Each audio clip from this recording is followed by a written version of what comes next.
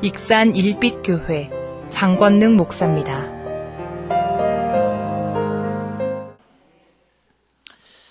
(1999년) 어느 날 심리학자인 데니얼 사이언스라고 하는 분이 실험을 했습니다. 어떤 시험을 했냐면 농구선수 3명에게 시커먼 옷을 입혀주고 또 다른 농구선수 3명에게는 하얀 옷을 입혀주고 6명이 코트 안에 있어가지고 서로 농구공을 막 던져주기 시합한 패스를 하는 겁니다.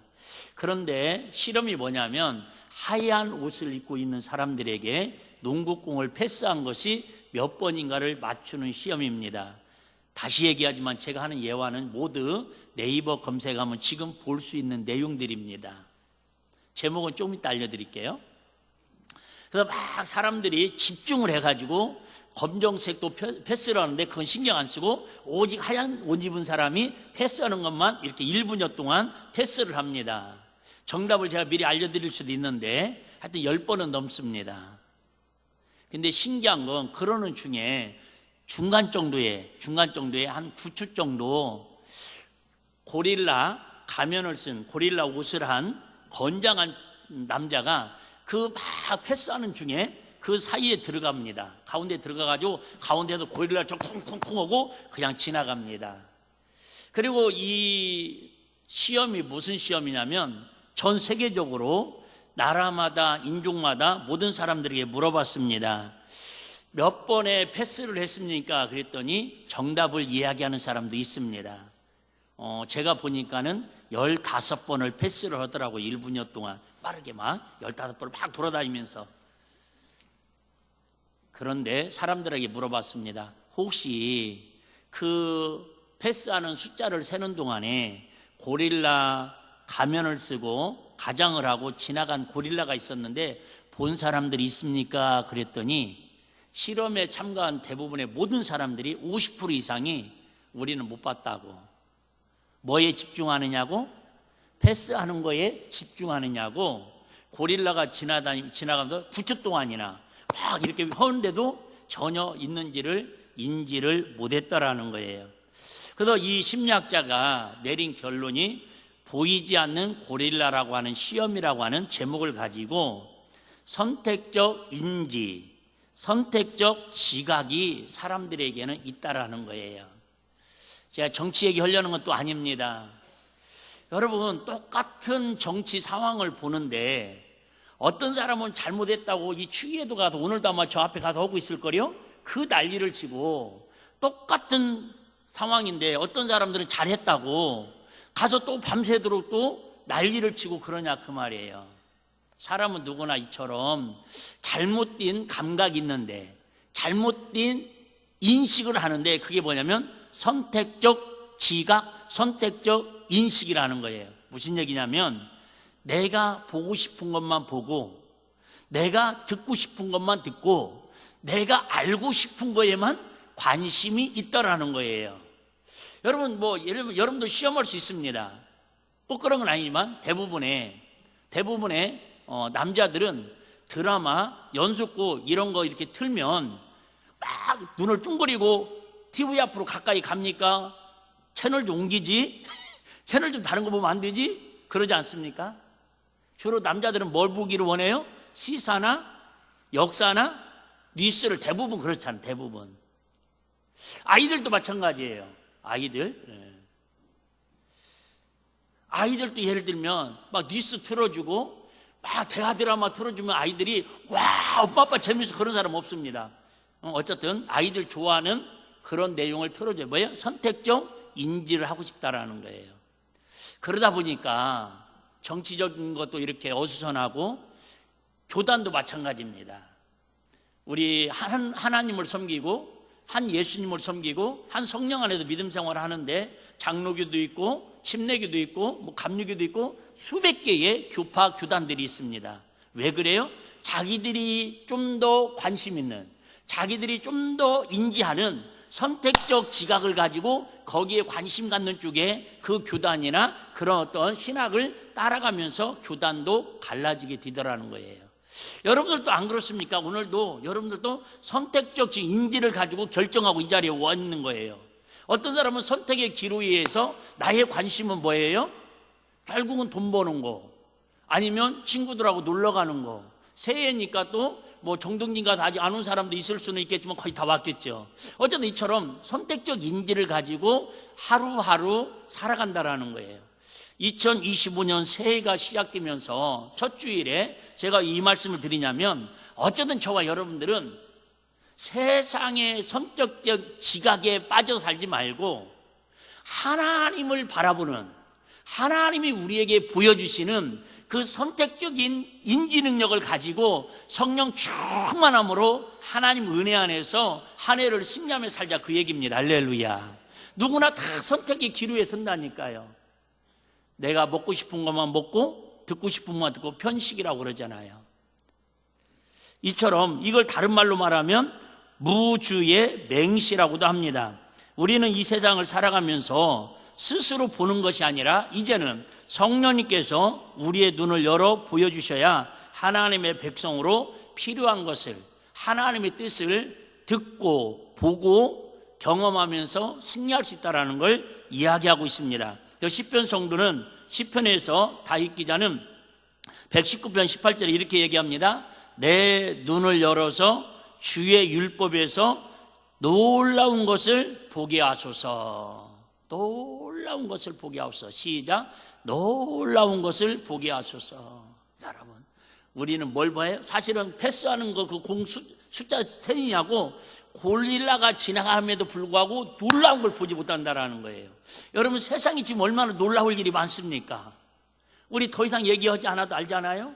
저 윗동네를 바라봐도, 저 밑동네를 바라봐도 그나마 평안한 곳이 여기밖에 없네요. 할렐루야. 아멘하기도 참 지송한 마음이지만, 근데 여러분, 놀라운 세상은 여러분 하루하루게 놀라운 일이 막 생길 겁니다. 어젠가도 보니까 또 어디서 뭐 불 나가지고 막 난리가 났더라고요.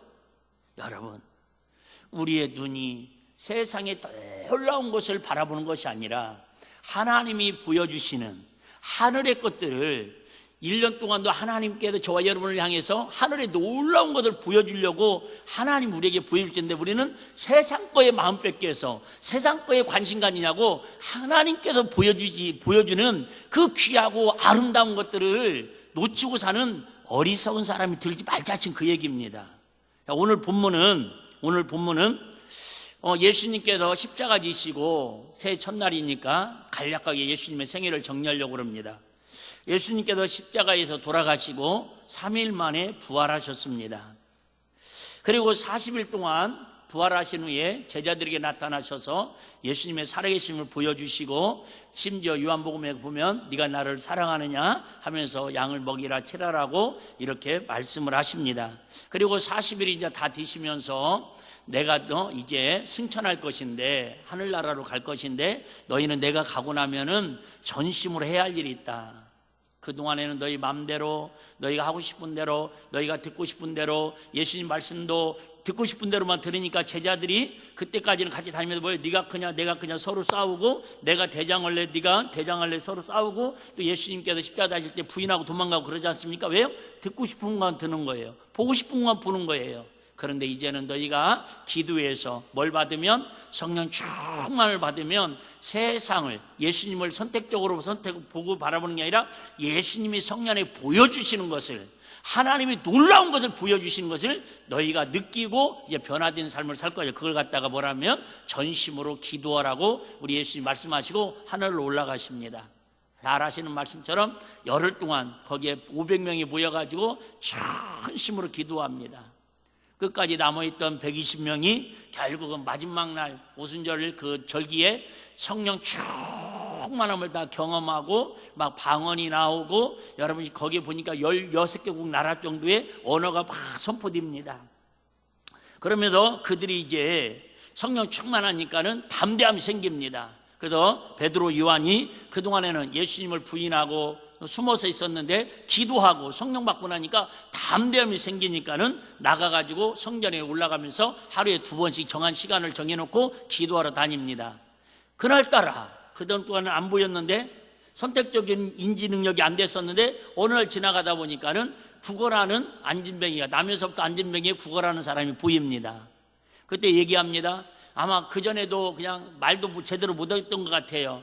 한 푼 주십시오 이 소리도 안 하고 그냥 깡통 하나 놓고 주면 감사하고 안 주면 그냥 그런가 보다 하고 자기 인생을 푸념하고 있을 때에 그때 눈에 하나님께서 선택적인 눈으로 보게 하십니다.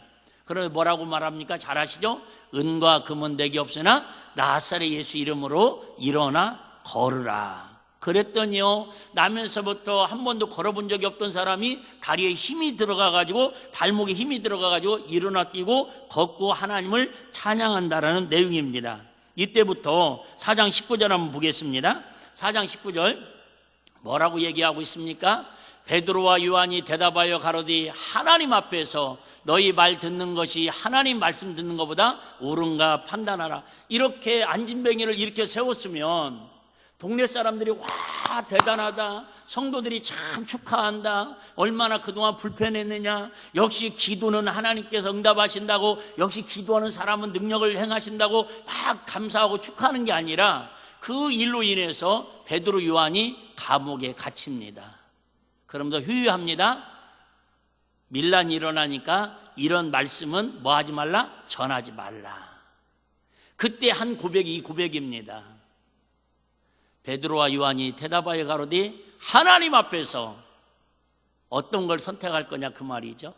너희 말을 듣는 것이 유대인들이나 핍박자의 말을 듣는 것보다 하나님 말씀을 듣는 것보다 옳은가 너희들이 판단하라. 그래 여러분, 우리도 1년 동안 이 갈등과 고민 속에서 살아갈 거예요.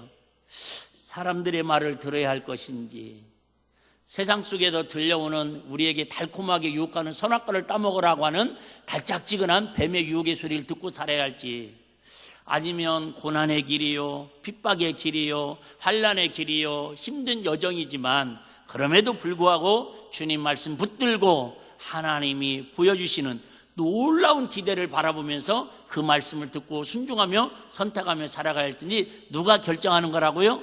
내가 그것은 결정을 해야 합니다. 기도하라고 언약은 하나님이 약속하시지만 끝까지 기도하고 남는 것은 자기의 선택입니다. 중간에 떠나가는 것도 자기의 선택입니다. 그래서 여러분, 성경 말씀에 끝까지 나무에 가지에 붙어 있느냐는 뭐예요? 열매를 거둔다고 그래요. 붙어 있으라는 거예요. 끝까지 뭐예요? 선택을 하고 기다려야 하는데 대부분은 더 이상은 못 기다려. 내가 이만큼 했으면 됐지 얼마나 더 하냐고 중간에 포기하는 사람들에게는 우리 속담도 있잖아요. 가다가 아니 가면 아니 감만 못하느니라. 진짜 불쌍한 사람, 진짜 안타까운 사람, 예수 믿다가 좀 어려움이 있다고, 신앙생활하다가 좀 마음 상했다고 중간에 다 예수 안 믿어. 그렇게 중간에 포기하는 사람, 참 안타까운 사람, 더 불쌍한 사람, 그 진리의 말씀에서 끝까지 승리하지 못하고 나하고는 안 맞는가 보라고, 나하고는 교회하고 안 맞는 거라고 해서 선택한 것이 이단이나 잘못된 종교에 빠져가지고 일생을 가정 파탄시키고 영혼이 유린당하고 지옥으로 끌려가는 영혼들, 가장 불쌍한 사람들. 저와 여러분들은 때로는 은혜 받지 못할 때도 있고 때로는 여러분 마음이 상할 때도 있지만 어쩌든 주님을 사랑하는 마음은, 하나님을 향한 기대만큼은 끝까지 변치 않고 중심이 흔들리지 않고 그 믿음으로 살아가는 저와 여러분 되시기를 주의 이름으로 축복합니다. 주부에 제가 썼지만 제가 이야기하면 좀 과격하다고 그럴까 봐 세계적인 부흥사인 D.L. 무디의 말을 거기다가 인용해서 썼습니다. 구원받은 그리스도인들이 성령 충만하지 않으면 불신자와 같다. 그러니까 교회만 왔다 갔다 하는 사람은, 여러분, 성령 충만하지 않은 사람은 불신자와 다를 바가 없다고 D.L. 무디라는 분이 이렇게 얘기했습니다. 또 누구? 찰스 스핀이라는 분은 이렇게 얘기합니다. 주인이 회개하지 않는 것이 죄가 되는 것처럼 그리스도인이 성령 충만하지 않는 것은 뭐예요? 죄라고 정의하고 있습니다. 물론 강조하기 위해서 한 이야기입니다. 여러분, 아무리 성령 충만 못 받았다고 해도 예수 안 믿는 사람하고 교회 다니는 사람하고 같은 취급할 수는 없습니다. 근데 뭐예요? 강조하는 겁니다. 유양 우리 아이가 태어날 때 그런 마음 갖잖아요. 정말 다른 거 바라지 않을 테니까 뭐하게만 자라다오? 건강하게만 자라다오. 그렇게 여러분 엄마 뱃속에 있을 때 건강하게만 태어나고 건강하게만 자라달라고 그렇게 여러분 소원처럼 그렇게 마음을 뒀던 사람들이 3, 4년 지나고 어린이집만 보내면 그 마음이 변해요, 안 변해요? 난 지금까지 안 변한 사람 한 명 본 적이 없습니다. 그러잖아요. 예를 들면 솔직히 여러분 어린이집 유치원에 가고 발표할 때도 이왕이면 우리 아이들이 여러분 좀 잘했으면 좋겠어요. 그냥 멀뚱멀뚱 있다가 엄마 나 못해, 엄마 나 창피해, 그러면 여러분 건강하거든요. 그런데도 괜히 마음에 뭐라고 말은 못하지만 속이 상해요, 안 상해요? 얼른 상한다고 하세요. 마찬가지입니다, 여러분. 저도 우리 사랑하는 일비교회 성도님들이 어디를 가든지 건강하게 교회만 잘 다니면 된다고, 일비교회 성도라고 집사라고 안도집사라고 권사라고 그렇게만 다니면 저 얼마나 감사하겠어요. 자리만 지켜줘도. 근데 이왕이면 가는 곳마다 야, 목사님 내가 저번에 어떤 집사님 만나서 어떤 분 만나서 너무 감동이 돼서 혹시 교회 다니냐고 물어봤더니 멈춤하길래 괜찮아요, 저도 어디 교회 목사님이에요, 혹시 교회 다니십니까? 그랬더니 예, 제가 사실은요 일비교회 집사입니다, 권사입니다, 안도집사입니다. 그런 소리 들어서 제 귀에 들려오면 얼마나 뿌듯하게 해요. 할렐루야. 안 그러겠어요? 오래전에 어떤 분이, 제가 해외에 가 있는데 카톡을 찍어갖고 보내왔어요. 저 영동동에 저기 학원가 있잖아요. 거기에 점심시간인데 그때 우리 청년 둘이서 어떤 할머니가 이렇게 박스 리아카를 해가지고 끌고 가는데 뒤에서 이렇게 밀고 가는 거예요. 그런다고 보니까는 우리 교회 성도가 우리 교회 청년을 찍어갖고 보내온 거예요. 세상에, 목사님 그때 그 찍어갖고 보내신 분은 우리 교회 오신 지 얼마 안 된 분인데, 야, 일비교회 청년 중에 이렇게 은혜스러운 이렇게 착한 성도가 있다고 막 자기도 뿌듯하고 저한테 막 자랑하고 싶어도 카톡을 보내왔습니다. 그래 여러분, 우리 예수만 믿어도 행복한 일이죠. 여러분 힘들고 어려울 때에 주일날 자리 지켜주고 때로는 여러분 귀한 직분들 감당하기 위해서 눈물 흘리는 거 여러분 정말 감동적이지요.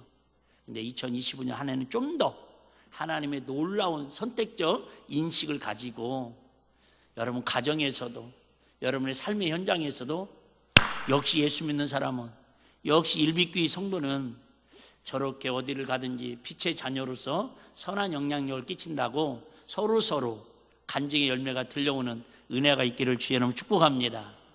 여러분도 그렇지 않아요? 어디 갔는데 혹시라도 어느 교회 다니세요? 저 일비교회 다니는데 나 거기 한다고 그 목사님 극동방송 나와가지고 CBS 나와가지고 설교하는 거 들었다고. 엊그저께 우리 목회 포럼을 제가 한 4년 만에 갔더니 막 그런 이사를 많이 하더라고요. 저 목사님 알아요. 어떻게 알아요? 처음 봤는데요.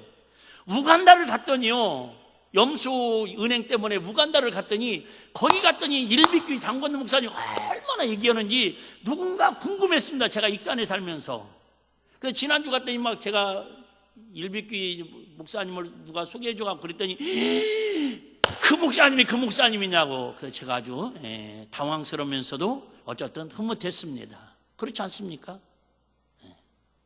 여러분, 예수님의 12 제자들이 본토 친척 아비집을 생업을 다 버리고 예수님을 3년 6개월 따라다닐 때에 예수님이 아마 뿌듯했을 거예요.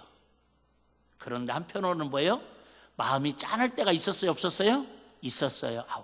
좀 믿음으로 살지. 야, 저 자식 버리고 세상에 생업 버리고 이렇게 나를 따라오는데 온전히 믿지, 왜 그렇게 믿지 못하고 마귀에게 속아서 저렇게 허우적거릴까?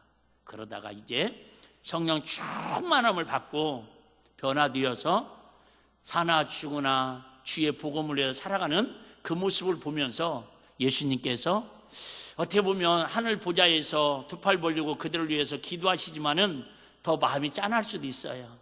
왜요? 예수님과 같이 다닐 때는 제자들이 그런 환난 당하지 않았거든요. 예수님이 제자들과 함께 다닐 때는 능력이 안 나타난다고 사람들한테 그렇게 멱살 잡히고 핍박당하고 그렇게 감옥에 갇히고 그런 일이 없었어요. 근데 예수님이 승천하시고 그들에게 성령이, 여러분 열흘 동안 전심으로 기도하는 게 쉽지 않은 거 아시겠죠? 하루만 기도하는 것도 쉽지 않은데, 아니 2시간 기도하는 것도 사실 불가능한 일인데 열흘 동안이나 이렇게 전심으로 기도해가지고 성령 받고 나니까 담대함을 가지고 가는 곳마다 죽을 길을 각오하고 복음을 전합니다. 근데 그냥 전하는 게 아니라 취소한 복음 전하면 어디에 갇히는 거예요? 감옥에 갇히는 거예요. 돌로 맞아 죽습니다. 집사님이신데, 안도 집사님인데 복음 전하다 스데반 집사님 돌에 맞아 죽습니다. 야고보 사도는 세상에 막 복음 전한다고 몸을 톱으로 갖다 쓸어가지고 그렇게 막 새밥을 되게 만들어버립니다. 그 모습을 바라보면서 천국에서 우리 주님이 바라보면서 어떻게 이야기해야 돼요? 인간적인 관점으로는, 얘들아 너희가 성령 충만 받았으면 마음이 평안하면 됐다.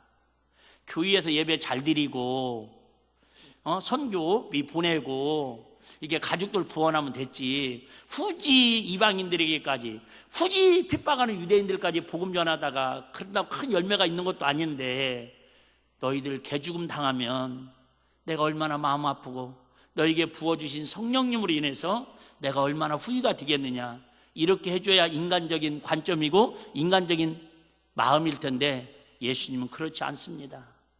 도리어 사도 바울이나 모든 제자들은 고백합니다. 그냥 나의 달려갈 과 주 예수께 받은 사명 곧 하나님의 은혜의 복음 증가하는 일을 바치려면 나의 생명을 조금도 귀한 것으로 여기지 안돼. 그것만큼은 네가 살아야 또 복음도 전하고, 네가 살아야 다른 지역에도 복음도 전하고 제자 양성도 하지. 예수님은 그렇게 말씀하지 아니하시고 은근히 마음은 한쪽에도 찢어지면서도 그래, 그렇게 사는 것이 성령 충만한 삶이야. 그렇게 사는 것이 나를 기쁘시게 하는 삶이야. 그렇게 삶은 삶이 하나님을 영화롭게 하는 영혼의 때에 제대로 사는 삶이야. 우리 주님이 모르게 몰라도 천국에서 그 제자들을 응원하고 힘을 실어주고 능력의 손으로 붙들고 있는 줄로 믿습니다. 그래요. 초대교회의 사도들의 신앙의 고백이 저와 여러분들이 2025년 살면서 다른 주제 아니에요. 뭐 작년과 똑같이 오직 주의 은혜로 사실은 살아가야지만, 다른 말로 말하면 오직 성령 충만으로 살자, 그 말이 할렐루야. 성령 충만밖에 없어요. 오직 은혜로, 오직 성령 충만, 오직 성령 충만, 오직 주님의 은혜로, 할렐루야. 그 길밖에 없어요. 여러분, 세상이 많은 것들이 더 유혹할 겁니다. 다시 얘기할게요. 제가 진짜 강단에서 이런 얘기 안 해야 하는데 어쩔 수 없어요. 여러분, 올해도 이 사고가 최악의 사건으로 끝날 것 같지요. 여러분, 저 이 동네에서 매일 하고 있는 저 일이 여러분 우리나라의 치유의 재앙으로 여러분 역사의 기록으로 끝날 것 같죠. 제가 볼 때는 그렇지 않습니다. 생각지 않은 또 놀라운 일들이 여기저기에서 뻥뻥 터질 겁니다. 여러분, 그런 거에 너무 물론 마음 아프지요. 같이 위로하는 마음을 가져야지요. 그런데 그럴수록 우리 이 시대를 분별해서 하나님 왜 이 땅을 소돔과 고모라처럼 멸망시키고 이처럼 재앙이 난무하는가를 우리 영적으로 하나님의 관점을 보시고, 내가 보고 싶은 것만 보는 것이 아니라 하나님이 성령님을 통해서 보여주는 걸 보고 그걸 붙들고 기도할 수 있는 정말 우리 애국자들이 되고 하나님 나라에 정말로 시민권을 가진 자답게 기도하는 사람이 되시기를 주의 이름으로 축복합니다. 사람은 세 부류로 구분할 수 있습니다. 우리가 아는 것처럼 생리학적 인간이라고 합니다. 생리학적 인간은 그냥 생리학적 본능에 이끌려 사는 겁니다. 먹고 싶으면 먹고, 자고 싶으면 자고, 놀고 싶으면 놀고, 이렇게 마음껏 하려니 당연히 버려야 합니다. 그래서 신앙주차도 이런 육구충주기 도구로 사용한, 한평생 그렇게 살다가 죽습니다. 요즘 젊은이들의 취향이 그렇습니다. 적금? 네, 그런 거 없습니다. 그냥 200만 원 벌으면 그냥 200만 원 다 쓰고, 없으면 카드 빌려 쓰고, 없으면 아버님 언제 돌아가셔요? 재산도 언제 상속됩니까? 극단적으로 이렇게 생리학적 본능으로 살아가는 사람들이 있습니다. 심지어 예수 믿는다고 하면서도. 두 번째는 여러분 아시는 것처럼 철학적인 인간입니다. 이성과 양심을 중요하게 생각합니다. 모든 것을 합리적으로 처리합니다. 깊이 생각합니다. 예를 들어 맛있는 음식이 있습니다. 혹 갖고 싶은 명품이 있습니다. 이럴 때 건강을 생각하고 경계 형편을 생각합니다. 또 어렵게 사는 이웃이나 제3세계의 어린이들을 생각합니다. 여러분들이 어떤 모습인지 도우며 사는 분들이 있습니다. 이게 바로 철학적인 인간입니다. 그래요. 막 먹고 싶은 대로 먹는데 아유 이러면 내가 또 몸 상하지, 경제적으로 또 어렵지, 또 나보다 더 힘든 사람들도 있는데 나누고 살아야지, 이렇게 사는 사람을 뭐예요? 철학적인 인간이라고, 2차원적인 사람이라고 얘기한다 그럽니다. 세 번째는 우리가 이 얘기하려고 그러는 거죠. 성령 주도적 인간이라는 거예요. 내게 본능이 있고 철학적 욕구도 있습니다. 그러나 그 위에 성령님과 함께합니다. 성령님께서 주도합니다. 성령 주도인간, 이성 주도인간, 본능 주도인간, 이 세 종류의 인간 중에 우리는 어떻게 살아야 정상적인 인간이겠습니다. 어떻게 사는 것이 나도 행복하고 다른 사람도 행복합니까? 그래요 여러분, 그전에는 젊은 사람들이 흔히 그런 얘기합니다. 내 몸 가지고 내가 하는데 누가 뭐래요? 내 돈 가지고 내 맘대로 사는데 누가 뭐래요? 내 시간 가지고 내 맘대로 사는데 누가 뭐래요? 예를 들면 타치하지 말라고 이렇게 이야기합니다. 근데 여러분, 내가 왜 성령 충만해야 하는가? 결론 먼저 말씀드릴게요. 내가 왜 성령 충만해야 하냐면, 나도 행복하지만 내가 성령 충만해야 다른 사람에게도 충만함을 나눌 수 있기 때문에 우리는 성령 충만해야 하는 줄로 믿습니다. 그잖아요 여러분. 내가 조종기 운전을 예를 잘했다고 해봐요. 그러면 181명의 그죠? 생명을 구원할 수도 있어요. 근데 내가 실력 가지고 내가 사고 나고 나 죽으면 끝이지 뭐. 자기 죽는 건 괜찮은데 그러면 그 한 명 빼고 180명은 같이 죽을 수밖에 없어요. 이 시대가 지금 그렇습니다. 그래서 더불어 사는 세상이라는 거예요. 여러분, 내가 행복하면요, 여러분 그죠? 주변이 다 행복해 보여요. 오늘 내가 귀한 간증 하나를 제가 이렇게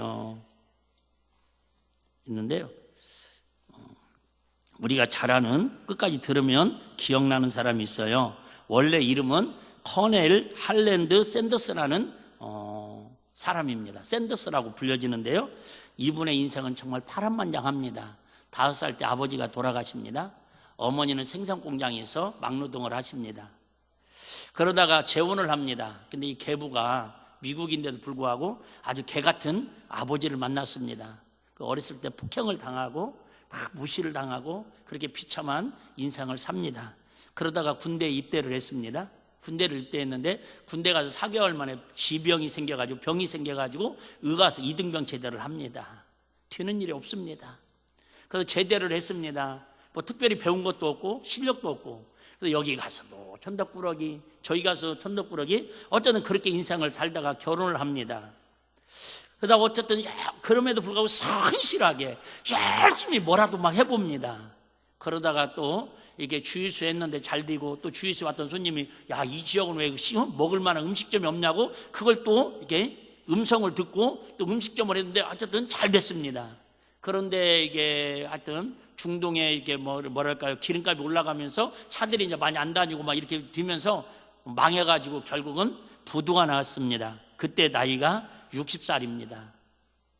그 전에 부도 나고 그랬는데 60세에 사랑하는 아들이 죽습니다.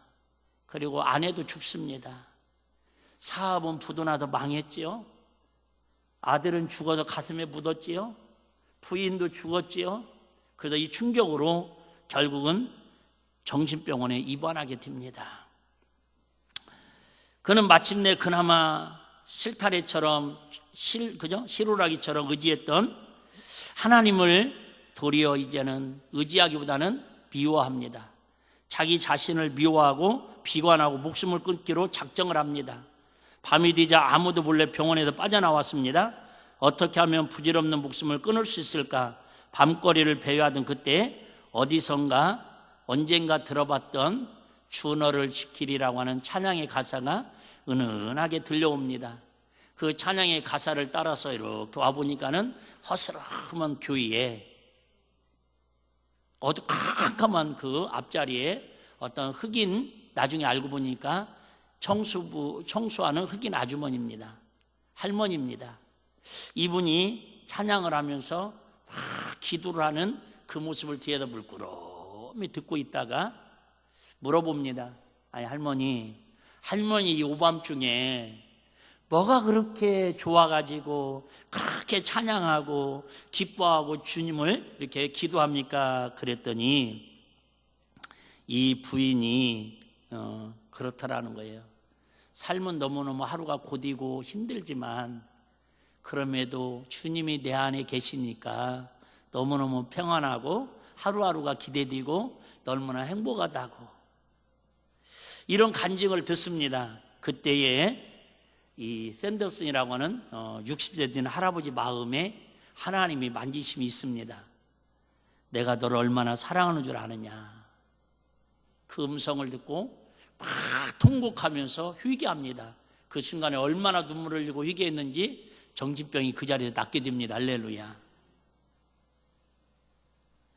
자살할 생각, 근심, 걱정, 염려, 미움 등이 한순간에 어디로 갔는지 모두 사라졌습니다. 그날 밤 기도 중에 정신병이 나와버렸습니다. 이것을 체험한 뒤 무엇인지 다시 할 수 있다는 자신감이 생겼습니다. 그러나 현실은 나이도 많고 돈도 없고 오라는 것도 없습니다. 그래서 사업이 부도나가지고 남은 트럭 한 대를 가지고 우리나라로 말하면 조심스러운 얘기지만 어쨌든 사회보장제도라고 하는 이게 나라에서 이렇게 돈 받는 거 있잖아요. 그 돈이 그 당시에 105달러를 받았답니다. 우리나라 돈을 지금으로 치면 만 15만 원 이쪽 저쪽. 그 돈을 가지고 트럭 한 대를 가지고 뭐를 할까 고민하다가 이분이 그 전에 식당을 하면서 이렇게 어떤 음식의 소스를 11가지를 개발해 놓은 게 있대요. 양념 소스를 11가지를 개발했는데 이분이 그 소스를 가지고 트럭을 가지고 이렇게 가게마다 찾아가서 제가 이런 소스가 있는데 이거 돈이 없으니까 투자를 해달라고, 아니 같이 동업하자고. 그런데 세상에 3년 동안 다니면서 1008번이나 거절을 당합니다. 그잖아요. 이제 나이 60 넘은 할아버지가 내가 기가 막힌 흑백 요리사 이 매뉴얼 소스가 있는데 여기다 투자하라고 누가 하겠습니까? 근데 109번째 포기하지 않고 3년째 가서 했는데 어떤 분이 조그마한 가게에서 아이디어가 좋다고 그 소스를 가지고 한번 해보자고 그렇게 해서 차에다가 통닭을 튀겨가지고 그 소스를 묻혀가지고 팔기 시작합니다. 그렇게 해서 10여 년 동안 폭발적인 어떤 성장이 이루어집니다. 그게 여러분이 한 번 정도 보았던, 한 번 정도 들어봤던 켄터키 프라이드 치킨이라고 하는 KFC의 그 할아버지가 샌더슨이라고 하는 할아버지입니다. 더 놀라운 것은 75세에 10년만 그렇게 하고 65세부터 해서 10년 동안 하고 결국은 일선에서 물러납니다. 그때에 지금 80여 개국에 13,300개의 점포가 있습니다. 익산에도 있습니다. 저도 한번 가서 이 예화 듣고 궁금해서 먹어보고, 필리핀 가서도 저도 KFC 먹어보고, 미국 켄터키 주에 가갖고도 먹어봤습니다. 근데 우리나라 게 제일 맛있습니다.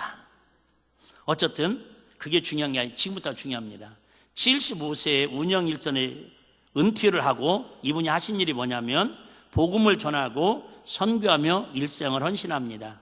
수많은 교회를 건축하고 간증 집회하고 해외 선교를 다녔습니다.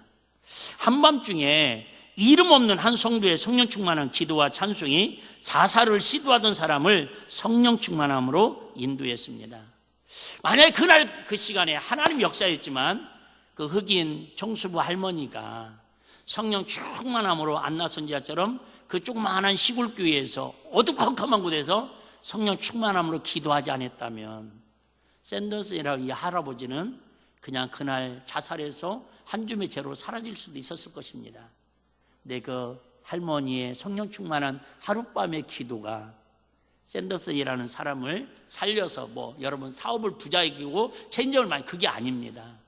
그 노년의 인생을 75세에 은퇴해가지고 이제 나는 생애를 복음 전하는 일에, 선교하는 일에, 그 교회 건축하고 선교하는 일에 멋지게 사시다가 90세에 하나님의 부르심을 받았다라고 하는 실화의 이야기입니다. 하나만 더 예화로 말씀드리고 오늘 말씀을 정리하도록 하겠습니다. 언젠가 한번 제가 말씀드렸던 이야기인데요. 일본의 유명한 사람입니다. 남편이 수입이 적어가지고 맞벌이를 하지 않으면 안 될 수 없는 상황까지 왔습니다. 그래서 믿음 좋은 이 아내가 장사를 시작합니다. 조그마한 우리말로 구멍가게를 시작을 합니다. 그런데 성실하게 또 좋은 물건을 폭리를 취하지 않고 최소한의 이익만을 남기고 이렇게 물건을 갖다가 판매를 하다 보니까 주변에 소문이 나가지고 장사가 아주 잘 됩니다. 얼마 안 돼서 트럭으로 물건을 떼다가 팔아야 할 정도로 번창을 합니다.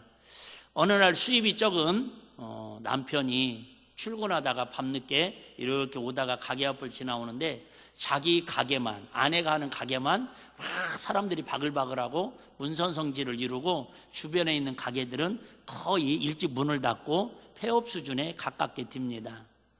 고민을 하다가 이 남편이 믿음 좋은 아내에게 이렇게 이야기합니다. 여보, 내가 돈을 적게 벌어다 주어서 미안하오. 내가 돈을 적게 벌어다 주어서 미안하오. 그런데 오면서 보니 우리 가게 때문에 주변의 가게들이 너무 장사가 안 되고 문을 닫게 되었는데 우리만 부자만 되면 되겠습니까? 이렇게 조심스럽게 남편이 아내에게 건의를 합니다. 그럼 이 상황이면 웬만한 일반 철학적인 아내들 같으면 뭐라고 얘기해요? 능력도 없는 것이 있어야 나눠줄 거 아니야? 그럴 텐데 이 말을 듣고 하나님 음성으로 듣고 아내가 밤새도록 고민을 합니다. 그때 성령께서 강력하게 역사하십니다. 다음 날부터 당장 물건을 반으로 줄였습니다. 그리고 사람들이 오면 그 물건은 우리 집에 없습니다. 그 물건 저쪽 가게로 가보세요. 그래서 도리어 자기 집에 오는 손님들을 주변 이웃 가게로 보냅니다. 수입은 당연히 좀 줄었지요. 그런데 시간이 좀 여유가 생겼습니다. 그 남은 시간에 기도하면서 책을 읽고 글쓰기를 시작합니다.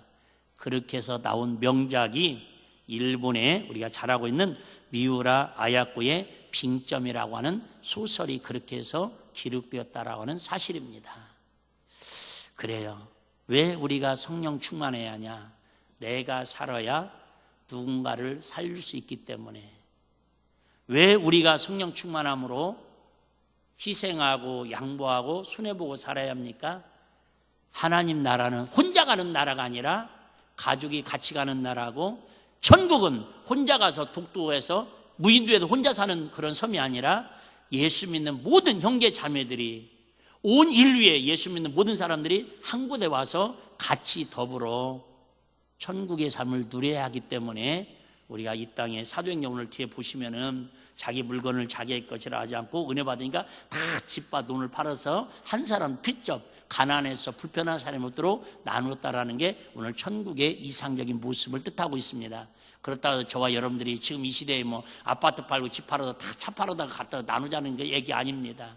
실상 우리가 2025년 한 해를 살면서 세 가지만 다시 한번 말씀드리고 끝내겠습니다. 첫째, 세상에 선택할 것들이 너무 많을 겁니다. 그런데 내가 보고 싶은 거, 듣고 싶은 거, 먹고 싶은 거에 관심 갖지 마시고 성령 충만함으로 하나님이 보여주시는 놀라운 은혜, 하나님이 들려주시는 놀라운 말씀, 하나님이 약속한 놀라운 기도의 능력을 체험하는 저와 여러분이 되시기를 바랍니다.